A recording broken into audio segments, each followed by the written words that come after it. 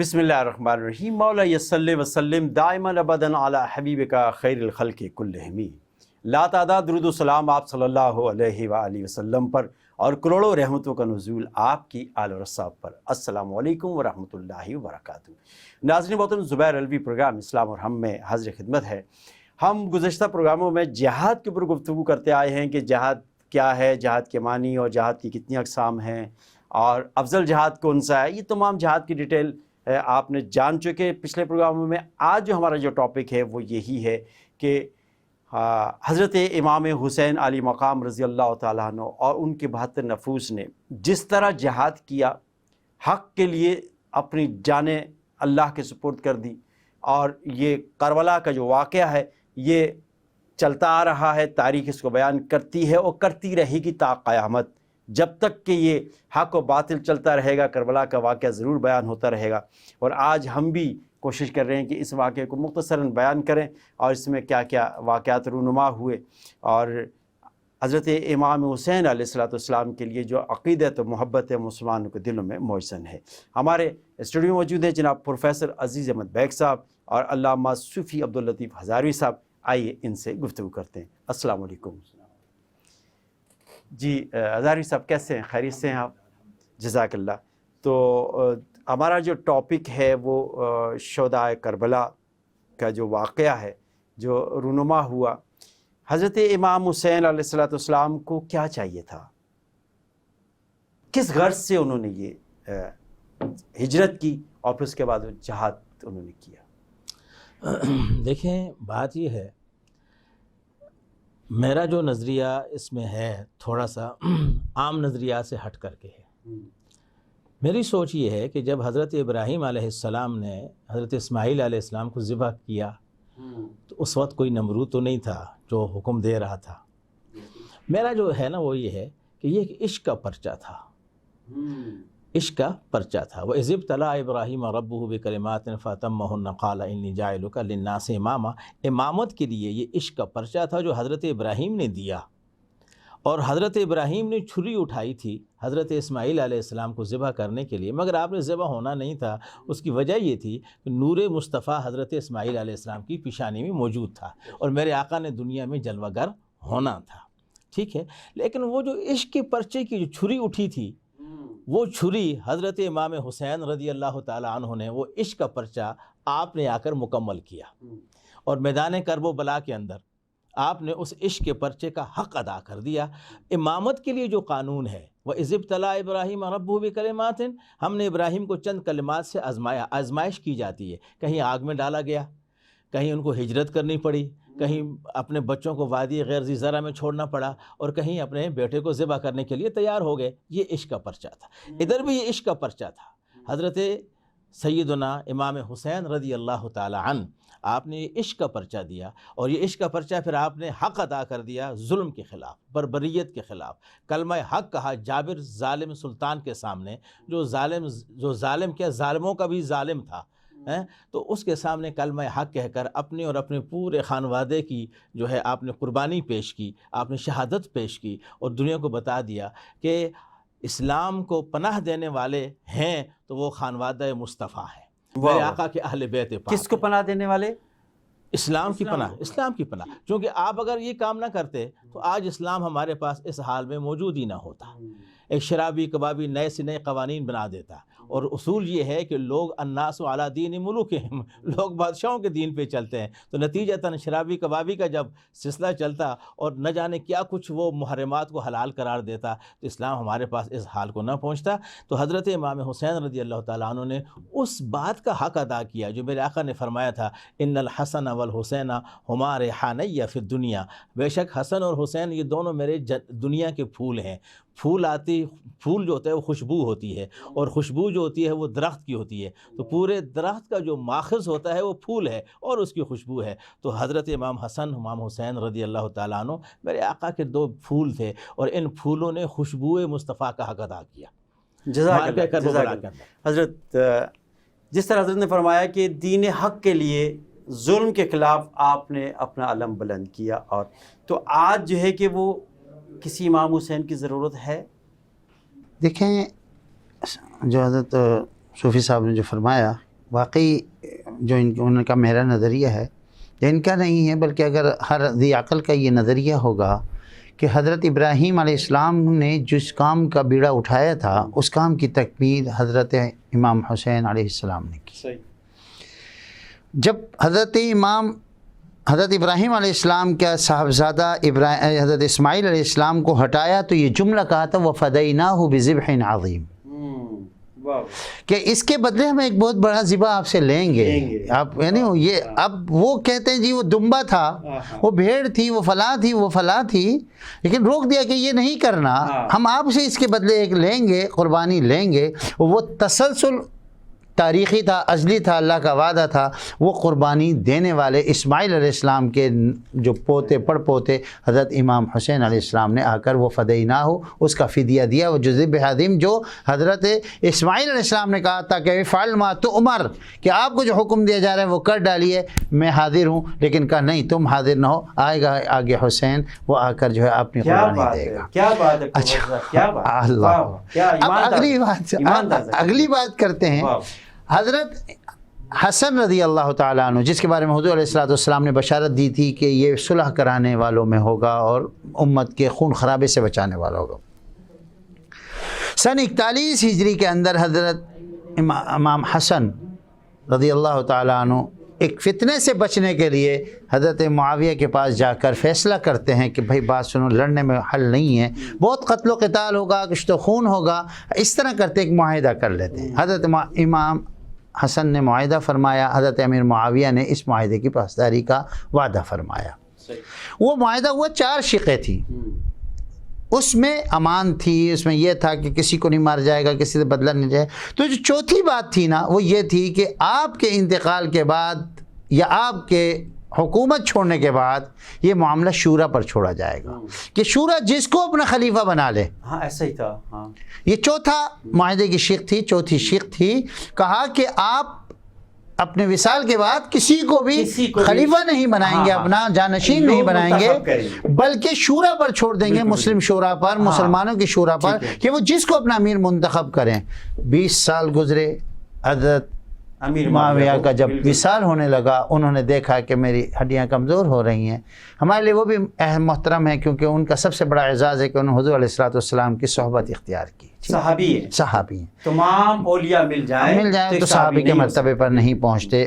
صحیح ہے۔ اب بات یہ باقی جو علم ہے وہ اللہ کے پاس ہے نا، بس یہ ایک پوائنٹ ہے، ایک سوال ہے یہی والا۔ جی۔ تو اب جو ہے بات آتی ہے کہ ان سے کہا گیا کہ جی انہوں نے جاتے جاتے کچھ صحابہ کے کہنے سے، کچھ مشیران کے کہنے سے، جس میں حضرت مغیرہ بن شعبہ تھے اور دیگر تھے، انہوں نے مشورہ دیا کہ آپ یزید کو خلیفہ بنا جائے۔ یزید کی کوئی بھی اس میں انٹرسٹ نہیں تھا، زبردستی یہ سوچ کر ایک سوچ آئی اور ان کو خلیفہ بنا دیا گیا۔ اب جب وہ خلیفہ بنانے کا ارادہ ہوا، خلیفہ بن گیا، تو پھر حضرت امام حسین پھر بھی خاموش رہے کہ چلو ایک بدعہدی ہو گئی، کوئی بات نہیں، ہو سکتا ہے اسلام کو اس سے کوئی فائدہ ہو۔ لیکن کچھ عرصے کے بعد دیکھا نتیجتاً اسلام اس سے نقصان اٹھانے لگا، اور جو دوسری شقیں تھیں وہ بھی متاثر ہونے لگی، لوگوں پہ ظلم شروع ہو گیا۔ دیکھیے حضرت، بات یہ ہے پروفیسر، آپ بات تاریخ بیان کر رہے ہیں، اور جو میرا جو نقطہ نظر ہے، میرا جو پوائنٹ آف ویو، میں یہ کہتا ہوں کہ دیکھیں وہ جو ہونا تھا وہ ہو گیا، ہم نے اس سے سبق کیا سیکھا؟ اب بات آ جائے، اس کے بعد حضرت امام حسین علیہ السلام اپنی تمام فیملی اور بچوں کو لے کر عوام کو انہوں نے کہا میرے ساتھ چلو۔ جیسے ہمارے پچھلے پروگرام میں بات ہوئی تھی کہ جہاد بڑا کون سا ہے، کا افضل الجہاد من قال کلمۃ حق عند سلطان جائر۔ یزید نے وہ گورنر منتخب کیے تھے کہ جس میں ٹالرنس نہیں تھی، جس میں برداشت نہیں تھی۔ تو اس وقت امام حسین علیہ السلام کھڑے ہوتے ہیں، اور کھڑے ہو کر اپنے کوئی ساتھ جانے کو تیار نہیں ہے، تو انہوں نے کہا کوئی نہیں جائے گا تو میں اپنے بچے اور پورا گھرانہ لے کر جاؤں گا، اور وہاں اس بات کو حق کی بات بیان کروں گا، اس سے کہوں گا یہ یا تو یہ معاہدے کی پاسداری کرو ورنہ یہ چھوڑ دو۔ وہاں جا کر انہوں نے حقیقی جہاد کیا، اور جا کر مسلمانوں کو بتایا کہ حضور میرے نانا نے جو فرما دیا تھا کہ افضل الجہاد من قال، آج وہ میں کرنے آیا ہوں، اور وہاں کھڑے ہو کر انہوں نے یہ جملہ کہا۔ نتیجتاً پورا خاندان شہید ہو گیا، نتیجتاً پورے وہاں ہو گیا۔ اور پھر وہی بات ہے کہ پھر مولانا محمد علی جوہر کا جو شعر ہے، قتل حسین اصل میں مرگ یزید ہے، اسلام زندہ ہوتا ہے ہر کربلا کے بعد۔ واہ واہ واہ واہ واہ، کیا بات ہے۔ اب بات اس کے بعد وہ ہمارے لیے ایک سمبل بن گئے اور ہمارے لیے ایک اہمیت کی طرف چلے گئے. اس کے بعد بس یہ کربلا کے واقعے کے بعد اسلام ہمیشہ کربلا واقع ہوگی, حسین کا جانشین کھڑا ہوگا, حضرت امام حسین کا, اور اس کے بعد جو ہے بالکل بات یہی ہے. دیکھیں میرا مقصد یہ کہ پروگرام میں کربلا کا واقعہ نہیں ہے جی ہاں میرا مقصد یہ ہے اس پروگرام سے لوگ دیکھیں آج سے 1400 سال پہلے جو ہونا تھا وہ تو ہو گیا نا. اب ہم ایک دوسرے کو اس پہ الزام اس پہ الزام کر کے کیا ہم ان کی قبر میں جائیں گے؟ ہم تو اپنی قبر میں جائیں گے نا. کہ ہمیں یہ دیکھنا ہے کہ حضرت امام حسین علیہ السلام کا پیغام کیا تھا, ان کا میسج کیا تھا, انہوں نے کیا فرمایا, انہوں نے کس کے لیے اتنی بڑی قربانی دی. یہ دین کی خاطر انہوں نے قربانی دی. آج ہم نے دین کے ساتھ کیا کیا ہوا ہے. ہم کربلا کا واقعہ تو ہمیں یاد ہے لیکن اس سے ہم سبق حاصل نہیں کر. اس پروگرام کا مقصد میرا کرنے کا یہ. جی فرمائیں. جی بالکل آپ نے سچ فرمایا کہ سیدنا امام حسین رضی اللہ تعالی عنہ جب آپ مدینہ منورہ سے کوفہ پہنچتے ہیں تو اس کے اندر جب ظاہری, کیونکہ ہر ایک کے سامنے دو محرک ہوتے ہیں, ایک ظاہری محرک ہوتا ہے, ایک باطنی محرک ہوتا ہے. اب ظاہری محرک یہی تھا کہ لوگوں سے نے کہا تھا کہ ہم یزید کے خلاف ہیں, آپ آئیے اور وہ دین, وہ قانون, وہ آئین جو آپ کے نانا حضرت محمد مصطفیٰ صلی اللہ علیہ وسلم نے جو ہمیں دیا تھا, وہ دین وہ لا کر کے ہم پہ نافذ کریں, ہمیں دین اسلام کی حقیقت تک پہنچائیں, نبی پاک صلی اللہ علیہ وسلم کا عاشق بنائیں, اللہ کا پیارا بنائیں. آپ صرف اس مقصد کے لیے آئے تھے. ارے امام حسین علیہ السلام نے تو فاقہ گزارا. آج ہم فاقہ کر سکتے ہیں؟ حضرت امام حسین علیہ السلام تو ساری رات اللہ کی بارگاہ میں نوافل پڑھتے تھے. کیا ہم نے پڑھے؟ وہ تو قرآن کی تلاوت آخری وقت میں جب آپ شہید ہوتے ہیں تو مختلف روایات ہیں, چاہے جو بھی ہو لیکن زخم بے شمار تھے, 160 تھے یا کم و بیش تھے, اس میں ہم نہیں جاتے, اس میں بھی نماز ادا کر رہے ہیں. مگر اس حال میں جو وقت ظہر جا رہا تھا, عصر کا وقت اس کے بیچ میں تھا, تو اس وقت آپ نے گھوڑے سے نیچے تشریف لائے اور آپ نے اس وقت بھی اس سجدے کو نہیں جانے دیا.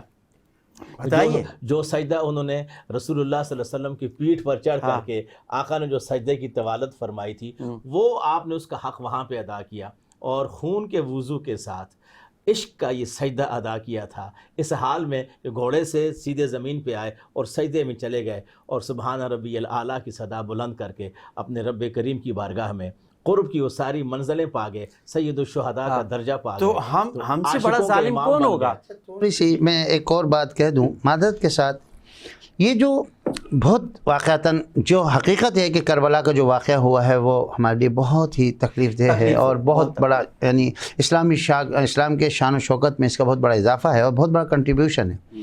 لیکن اس کربلا کے واقعے کے بعد جب اس کے اندر ایرانی مورخین گھسے داخل ہوئے, کچھ فلاسفہ داخل ہوئے, کچھ مطلب متعصب لوگ داخل ہوئے, تو نتیجتاً انہوں نے اس کے اندر کئی ایسی باتیں ڈال دیں جو اس سے اس کا تعلق نہیں تھا. انہوں نے تاریخ کو مسخ کرنے کی کوشش کی, مٹانے کی کوشش کی, بدلنے کی کوشش کی. کچھ ایسی حرکتیں کی گئیں جس سے مطلب مقام حسین مقام رسول سے بلند کر دیا گیا. یہ بھی ایک افراط و تفریط تھی جس کی ہم علماء کو, جو علماء موجود ہیں ان کی ذمہ داری, ایسا نہیں کہ ان کی ذمہ داری ہے. جو کلمہ گو ہے, جس نے جو ایمان رکھتا ہے, وہ یہ ممکن ہی نہیں ہے کہ وہ حضرت امام حسین کو آپ صلی اللہ علیہ وسلم سے زیادہ بلند کرے. یہ ہو ہی نہیں سکتا. ایک منٹ, میں پھر وہی بات آؤں گا. وہ ایک شعر ہے, آپ نے بڑا زیادہ ہر وقت وہ بیان ہوتا ہے, نسبت اس کے سلطان ہند کی طرف کی جاتی ہے. شاہ است حسین, بادشاہ است حسین, دین است حسین, دین پناہ است حسین, سرداد نداد دست در دست یزید, حقا کے بنا لا الہ است حسین. میں لوگوں سے اپنے ہمارے چاہے سی بات ہے کہ تاریخ میرا ایک فیلڈ ہے, میں نے پورا دیوان سلطان الہند کھنگال مارا, یہ ان کے منہ سے نکلا ہوا شعر نہیں ہے. پورے دیوان جو سلطان الہند یعنی خواجہ معین الدین چشتی اجمیری رحمہ اللہ تعالی, جن کو خواجہ غریب نواز بھی کہا جاتا ہے, یہ ان کی طرف اس شعر کی نسبت کی جاتی ہے. اب اس شعر میں آپ جو آخر حق کے بنا لا الہ است حسین ہے. یعنی اتنا اس میں اس شعر میں کہتا ہوں کہ غلو ہو گیا، تھوڑا سا زیادتی ہو گئی. یعنی غلو یہ ہوا کہ حضرت امام حسین کو زیادہ چڑھایا گیا. نہیں جی ہاں بالکل، آپ ذرا غور کریں. اور ایک دوسری اس کی نسبت کی گئی سلطان الہند کی طرف، یہ ان کا شعر نہیں ہے. بات یہ ہے، میں اس میں چند جملے عرض کروں، سنیں جی. پہلی بات تو یہ ہے کہ خواجہ سلطان الہند ولی حضرت خواجہ معین الدین چشتی اجمیری کے کئی مظہر روحانیت میں، ٹھیک ہے، ان جیسے تو نہیں ہو سکتے، لیکن ایسی ایسی ہستیاں ہیں کہ جو خواجہ صاحب کی روحانیت میں دیدار کرتی رہتی ہیں. انہوں نے تصدیق کی ہے کہ یہ خواجہ صاحب کا شعر ہے، ٹھیک ہے. اب رہ گیا یہ کسی کتاب میں اس کا ذکر نہیں ہے. ہو سکتا ہے خواجہ صاحب کی بہت ساری کتابیں ہیں جو کئی شائع ہوئی ہیں، کئی شائع نہیں ہوئیں، ان میں سے کسی کتاب میں ہو، یہ بھی ہو سکتا ہے. لیکن ہمارا نزدیک تو یہی ہے کہ یہ خواجہ صاحب. یہ تو وہی بات ہو گئی، یہ تو وہی بات ہو گئی کہ کچھ احکام وہ 40 سپاروں میں تھے جو بکری کھا گئے. نہیں، میں بات کو دونوں احباب کے سامنے کی بات رکھتا ہوں. چلو میں رکھتا ہوں کہ دیکھیں اس ربائی میں ہے کیا کہ شاہ است حسین بادشاہ، یہ سید کا ترجمہ ہے، ٹھیک ہے نا. جو بادشاہ ہے، جو شاہ ہے وہ سیدہ شباب اہل الجنہ، یہ شاہ اور بادشاہ اس حدیث کا ترجمہ ہے. کیا کون ان کو بادشاہ نہیں مانتا؟ نہیں بالکل ہم مانتے ہیں، لیکن دیکھیں بات سنیں، دین است حسین، دین پناہ است حسین سنیں. ہمارے ان کی وجہ سے، حضرت امام حسین کی وجہ سے دین کو پناہ ملی. آپ نے خود ہی ابھی بالکل میں ترجمہ کیا، میری سن لیں اس بات کو. ہمیں اس سے سروکار نہیں ہے کہ یہ بات مطلب اس میں لفظی کوئی اتنی غلطی نہیں ہے، میں نہیں کہوں گا کہ اس میں ہے، لیکن تھوڑا غلو کا معاملہ ہے نسبتوں کی طرف. دیکھیں ایک بات سنیں، حضور علیہ السلام نے کیا فرمایا؟ ایک حدیث ہے، من کذب علی متعمدا فلیتبوأ مقعدہ فی النار. ٹھیک ہے، کہ جو شخص مجھ پہ جان بوجھ کے جھوٹ باندھے، نہیں ایسا نہیں، سنیں، وہ اپنا ٹھکانہ جہنم بنائے. ہمارا المیہ کیا ہے؟ ہم نسبتیں کر دیتے ہیں، یہ حضرت علی نے فرمایا، یہ حضور نے فرمایا، یہ اچھا یہ انہوں نے فرمایا، انہوں نے فرمایا. اتنی بڑی ہستی ان کی طرف اس شعر کی نسبت کر کے وہ کی گئی ہے، ایک زیادتی ہے. میں کہتا ہوں یہ ان کا شعر نہیں ہے. میں تاریخ چل ان کا شعر نہیں ہے. تو وہ اتنا عشریہ جو لکھی شاہ عبدالعزیز محدث دہلوی رحمۃ اللہ علیہ نے، اس کا ترجمہ کرنے والے نے کہا کہ یہ شعر ان کا بن ہی نہیں سکتا. انہیں کچھ غلطیاں بتائیں گے، اس کو اس طرح کریں گے، اس طرح کریں گے، تو بنا لا الہ است حسین. اچھا ایک بات سنیں، لیکن اس کو احمد رضا خان بریلوی رحمۃ اللہ نے اس کی تردید کی. انہوں نے کہا کہ ایسا کچھ بھی نہیں ہے. انہوں نے خود جا کے کتابیں کھنگالی، وہ چیزیں دیکھی، اس کے اندر جو آپ فرما رہے ایسا کچھ بھی نہیں. جس طرح آخری مصرع جو آخری ربائی کا آپ بتا رہے ہیں نا حضرت، آپ سے معذرت کے ساتھ، کہ آخری کیا ہے کہ حق کے بنا لا الہ. اب لا الہ اس میں جو اعتراض آبجیکشن کر رہے ہیں وہ یہ کر رہے ہیں کہ ایک پورا کلمہ نہیں. جی پورا کلمہ نہیں ہے، اسی طرف آ رہا تھا، پورا کلمہ نہیں ہے، یہ تو ایک الہاد ہے. لیکن لا الہ وہی بولے گا جو ایمان والا ہوگا. نہیں دیکھیں ایک منٹ، توحید ہے. کہاں توحید ہے؟ توحید نہیں ہے، وہ بولے گا جی توحید نہیں ہے. لا الہ ہے الا اللہ. سنتا ہے ہاں بات، تو توحید تو الا اللہ میں ہے، توحید تو لا الہ میں ہے ہی نہیں. لا الہ کا مطلب ہے لا الہ وہی کہے گا جو اہل ایمان ہوگا. دیکھیں اگر بات یہ ہوتی، دیکھیں لا الہ کا مطلب تو وہ الہاد ہے، ایتھیسٹ ہے، وہ کہتا خدا ہے ہی نہیں. یعنی آپ خود تھوڑا سا وہ دیکھیں نا کہ بنا لا الہ کا مطلب ہے خدا ہے ہی نہیں. نہیں آپ دے رہے ہیں بنا، یعنی مطلب جو خدا نہ ہونے کا دعوے دار جو بنیاد ہے وہ حسین ہے، خدا ہونے کی دعوے دار جو ہے وہ حسین ہونے چاہیے، امام حسین علیہ السلام. آپ پھر وہی بات کر رہے ہیں. لا الہ کے کیا معنی ہیں؟ اس کی تشریح تھوڑی غلط نہیں، آپ بتائیں لا الہ کے معنی کیا ہے؟ یعنی کہ انکار کر رہے ہیں کہ کوئی الہ نہیں، خدا نہیں ہے. کس کے سوا؟ الا اللہ. الا اللہ ہے ہی نہیں اس کے اندر. یہ سمجھا گیا. ایک منٹ آپ سنائیں ذرا. میں بتا رہا ہوں. دیکھیے حقا کے بنا لا الہ ہست حسین، حق یہ ہے، سچ یہ ہے. یہ لفظ قرآن کا ہے، حقاً قرآن کا لفظ ہے. بنا کہتے ہیں بنیاد کو، بنا کہتے ہیں ستون کو، بنیاد کہتے ہیں مرکز کو. چونکہ کفر میں کیا تھا؟ بت تھے، لا الہ نہیں تھا، بت تھے. ان بتوں کے مقابلے میں جو لفظ لایا گیا، بتوں کے مقابلے میں اللہ کی جو وحدانیت کی جو بنیاد ہے، کس کے بعد؟ رسول اللہ کے بعد جب یزید اس کو ختم کر رہا تھا، اس وقت اس بنا کو قائم رکھنے والا حسین. نہیں آپ دیکھیں، اگرچہ بت ہیں جماعت کی آستینوں میں، مجھے ہے حکم اللہ لا الہ الا اللہ. تو کلمات بہت شکریہ. یہ ہم اپنے ناظرین تک چھوڑیں گے کہ وہ اس کے کیا سمجھتے ہیں. ذرا غور بھی کر لیں کہ سلطان الہند کی تمام دیوان کھنگال لیں, یہ ان میں نہیں ملے گا.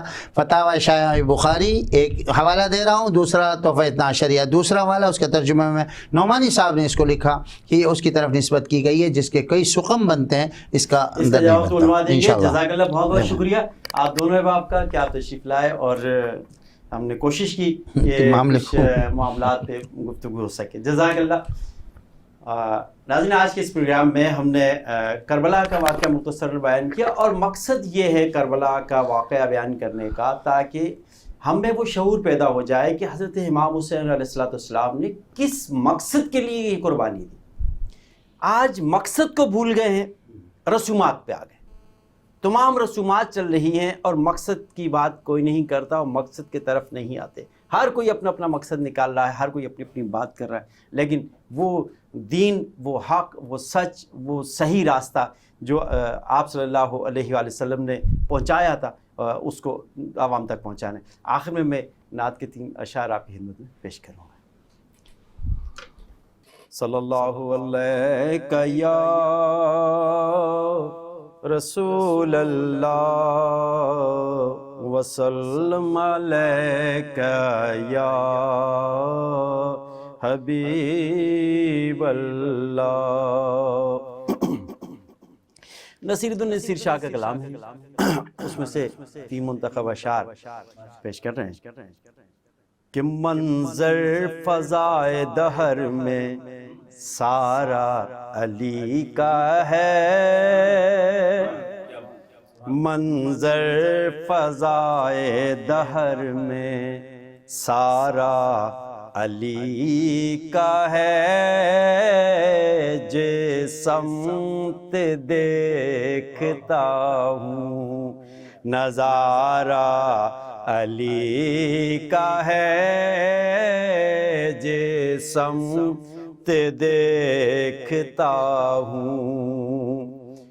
اور کل کا جمال جزو کے چہرے سے ہے عیاں, کل کا جمال جزو کے چہرے سے ہے عیاں.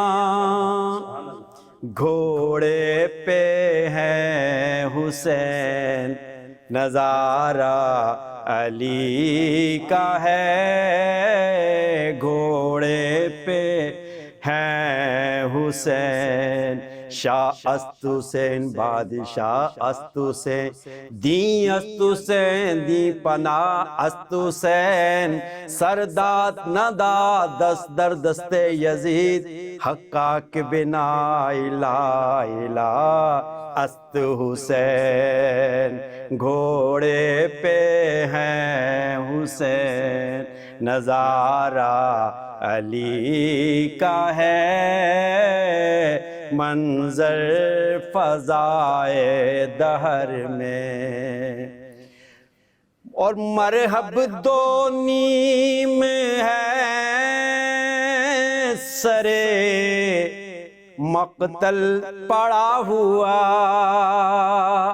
مرحب دو نیم ہے سر مقتل پڑا ہوا, اٹھنے کا اب نہیں یہ مارا علی کا ہے, اٹھنے کا اب نہیں یہ مارا علی کا ہے.